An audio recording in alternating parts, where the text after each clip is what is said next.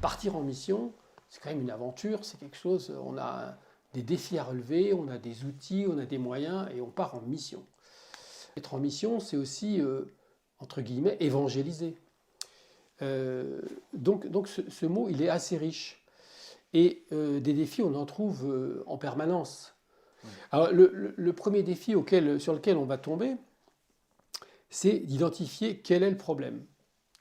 Alors, le mot problème, c'est pareil, c'est un mot qu'on n'aime pas trop dans le conseil parce que on confond, ou en tout cas, on essaie de confondre problème et problématique. Je m'explique. Le problème, c'est la difficulté instantanée que vous avez. La problématique, c'est l'ensemble des problèmes et c'est le sujet global auquel on est confronté.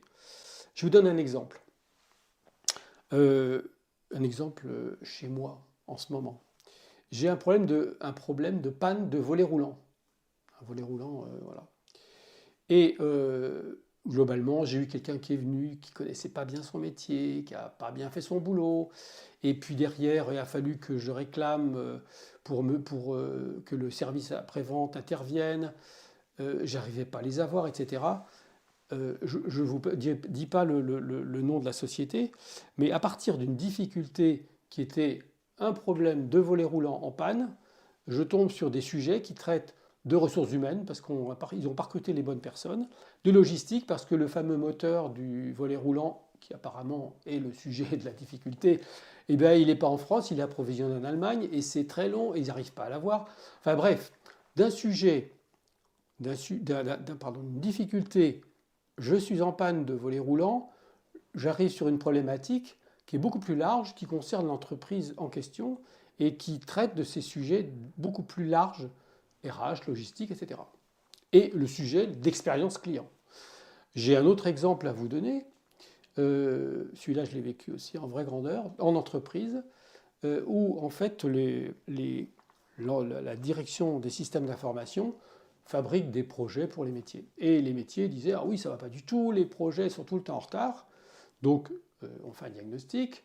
Et moi, bêtement, je fais un diagnostic de la méthode projet en me disant, bah voilà, c'est parce qu'on ne s'y prend pas bien. Et puis en fait, en remontant le sujet, en remontant plus haut, on s'aperçoit que en fait, ce que fabrique cette direction de système d'information, ces projets, ne correspondent pas aux attentes des clients. Et puis en fait, il y a d'autres points, on ne les écoute pas, etc. Donc d'une difficulté immédiate qui est les projets sont en retard, on s'aperçoit que la problématique bien plus large, c'est l'expérience client, le souci du client. Donc premier défi, c'est ça, c'est de détecter la difficulté, de comprendre la difficulté et de la situer dans un contexte qui va être forcément plus large que le point qu'on vous soulève. Et donc tout l'art du consultant, c'est de comprendre ce premier point et surtout de questionner large et profond pour que le client s'exprime et vous lui fassiez découvrir l'ampleur de la situation. Alors d'abord, un diagnostic, il ne faut pas confondre diagnostic, audit, état des lieux, parce qu'on entend souvent des choses un petit peu bizarres. Par exemple, les gens me disent « Ah oui, vous venez faire un audit ». Ah non, on ne vient surtout pas faire un audit. Quand vous dites le mot audit, tout le monde se cache derrière son bureau.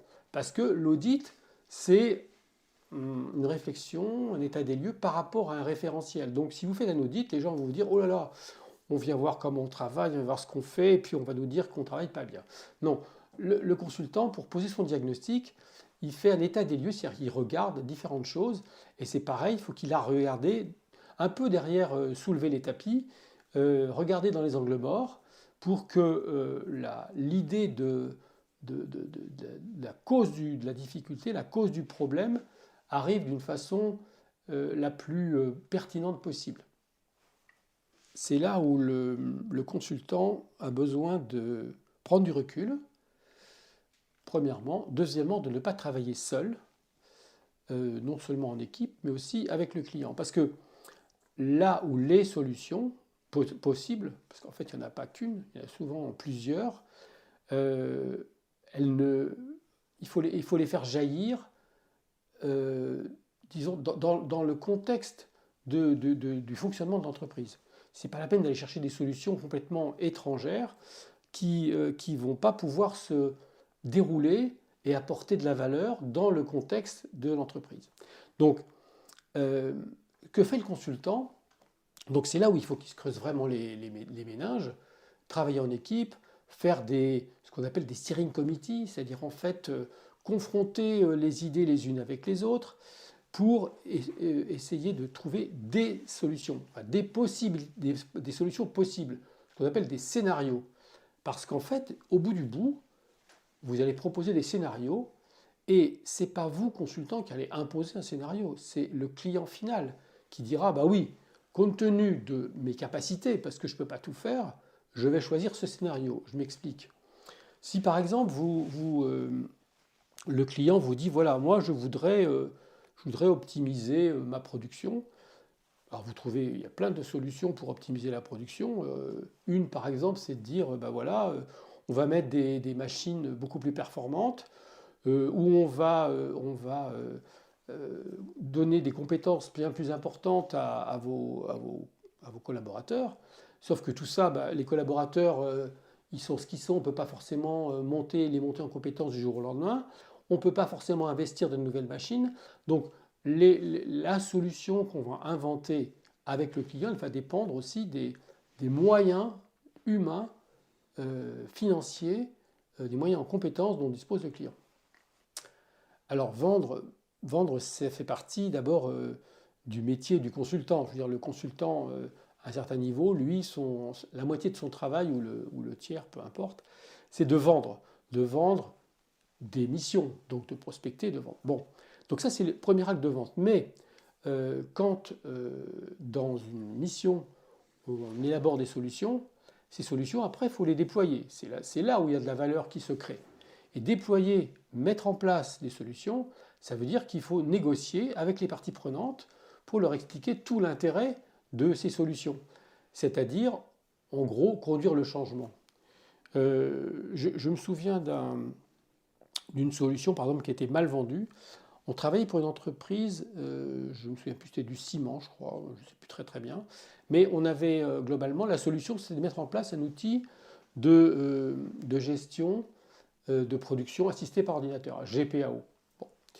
Et donc, globalement, qu'est-ce qu'il fallait faire? Il fallait déployer une solution logicielle et puis surtout former les gens, les accompagner pour qu'ils utilisent cette solution. Et comme cette solution de GPAO n'avait pas été bien vendue, ben, elle a été mise en place. Et puis qu'est-ce qu'ont fait les opérateurs? Parce qu'ils sont toujours intelligents dans ces cas-là. Eh bien, ils ont dégradé la solution pour travailler comme ils travaillaient avant. Donc en fait, tout l'investissement qui avait été consenti a servi à rien. Donc vendre la mise en œuvre, c'est accompagner les futurs utilisateurs de cette solution ou les futurs bénéficiaires de cette solution pour qu'ils la comprennent, ils l'admettent, ils l'utilisent. Tout le travail du consultant, c'est de produire des livrables, certes, mais ces livrables, ce n'est pas que du papier, c'est de la valeur, une valeur économique, une valeur d'image, une valeur de tout ce que vous voulez. Et ce que va apprécier le client, in fine, c'est ça, c'est cette valeur. Donc, produire de la valeur, c'est globalement le métier du consultant, indépendamment des livrables qui ont juste une sustentation physique. Et donc, mesurer la valeur, c'est pas la chose la plus simple, au sens où il faut arriver à trouver un indicateur qui va exprimer tout l'intérêt de la solution que vous avez apportée au problème du client. Et donc, ça peut être, par exemple, le retour des clients, ça peut être, c'est un exemple entre autres, ça peut être la performance ou la qualité de ce que produit l'entreprise.